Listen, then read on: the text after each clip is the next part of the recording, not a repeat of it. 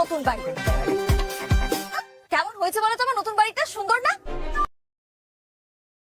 রূপ সবাইকে বলে হাই এভরিবাডি। তখন সবাই বাইরে এসে দেখে রূপ বাইরে বসে আছে। তখন সবাই বলে তুমি কি করছো এটা রূপ? তখন রূপ বলছে আমাকে যখন আমার মর্জি করতে দেবে না তখন আমি এইখানেই থাকবো। আর মায়ের এটা কোনো কথা হলো যে দুজনের মধ্যে একজনকে বেছে নিতে হবে? এটা কি সাদা ভাত আর পোলাওয়ের কম্বিনেশন হলো যে বেছে নেবে যে এটা কাকে বাজবে, বউকে বাজবে না মাকে বাজবে? এটা কি কোনো কথা হলো মায়ের? মা যতক্ষণ না আমার কথা মেনে নিচ্ছে ততক্ষণ আমি এইখানেই থাকবো। তোমরা সবাই এখানেই আমাকে দেখতে পাবে আর আমি তোমাদের নেভার হব। তোমরা সবাই আমাকে এইখানেই কথা বলার জন্য আসতে পারো, এইখানেই দেখা করার জন্য আসতে পারো, তোমরা সবাই আসবে। আর এই যে আর আমার রান্না করার জায়গা, খাওয়ার জায়গা, শোয়ার জায়গা, আমি এখানেই শোবো। সবাই বলে রূপ এটা কি করছো, তুমি কেন করেছো এরকম? এরকম করো না, বাইরের লোক সবাই দেখছে, বাইরের লোক সবাই বলছে যে কেন এরকম করছো। বলে তো দেখুক না, আমি কি করব, আমার তো কিছু করার নেই। মা যেরকম শর্ত দিয়েছে সেই শর্তর আমি পালন করছি। মা যতক্ষণ না বলে যে বাড়িতে এসো ততক্ষণ আমি যাব না।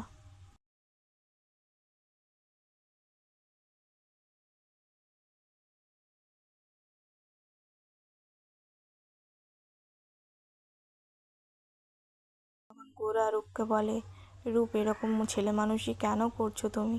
বাড়িতে এসো রূপ, বাইরের লোক সবাই দেখে বাজে কথা বলবে। তুমি বাড়িতে এসো রূপ, আমার কথা শোনো, মাকে আমি সামনে নেব। তুমি বাইরের থেকে বাড়িতে এসো, তুমি এরকম করো না রূপ।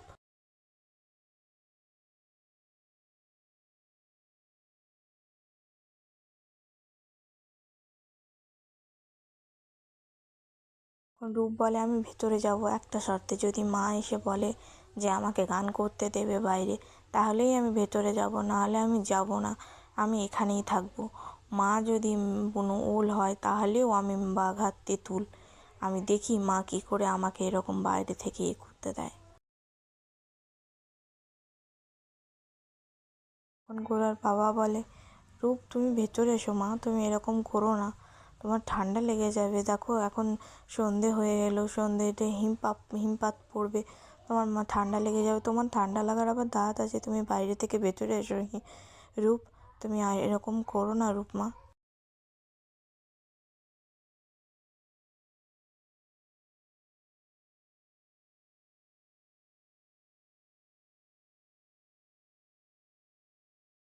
রূপ বলে আমি ভিতরে যাব বাবা, আগে মাকে বলো যে আমার সব শর্ত মেনে নিতে, তাহলে আমি ভেতরে চলে যাব, আমি আর বাইরে থাকবো না।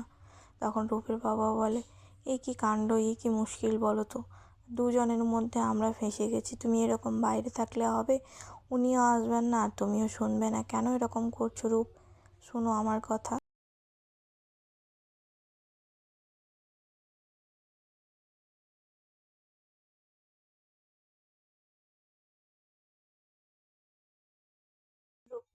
গোরা তখন রূপকে বলে তোমার ঠান্ডা লেগে যাবে, তোমার শরীর খারাপ করবে, তুমি ভেতরে এসো রূপ, তুমি আমার কথা শোনো, তুমি মাকে এরকম করো না, তুমি ভিতরে এসো রূপ।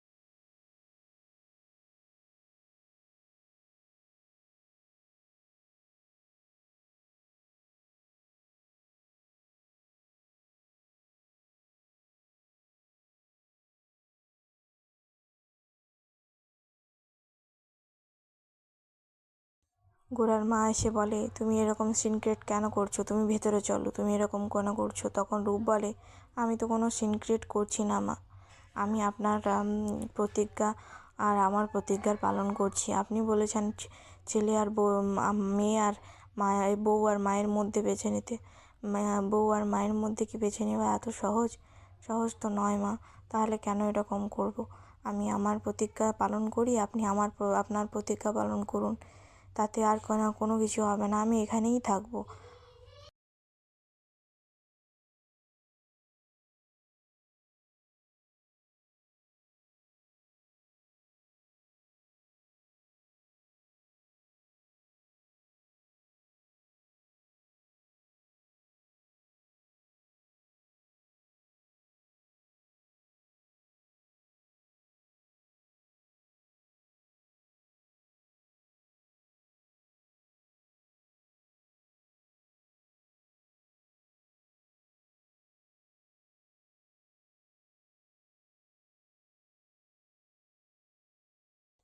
গোরার মা বলে যে আমার সংসার আমার হাতের মুঠোয় থাকে, তুমি কি করে এরকম চাইছো হাতের মুঠো থেকে বেরিয়ে যেতে? তখন রূপ বলে যে হাতের মুঠোয় আপনার সংসার আপনি রাখুন, আমি আমার কাজ, আমি আমার প্রতিজ্ঞা পালন করব। আমি চাই আমি গান করতে, আমি চাই এরকম করে কাজ করতে। সব মেয়েরাই পারে, এখন সব বউরাই বাইরে যায়, তাহলে আমি কেন নয় মা?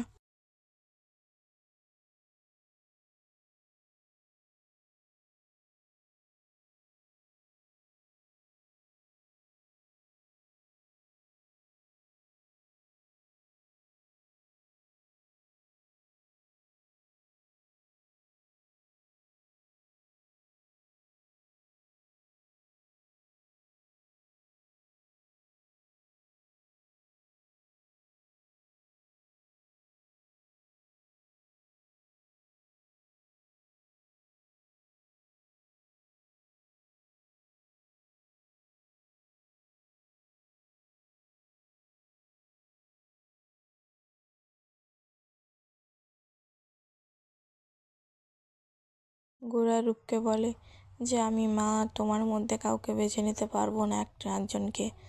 তখন রূপ বলে, अरे এত টেনশন কেন নিচ্ছ? টেনশন নেই लेने का, টেনশন देने का, ऐसे नहीं बोलने का। তারপরে রূপ সব হাসতে হাসতে বলে, তোমার কোনো চিন্তা করার দরকার নেই, আমি ঠিক ব্যবস্থা করে নেব। এই বলে রূপ চলে যায়।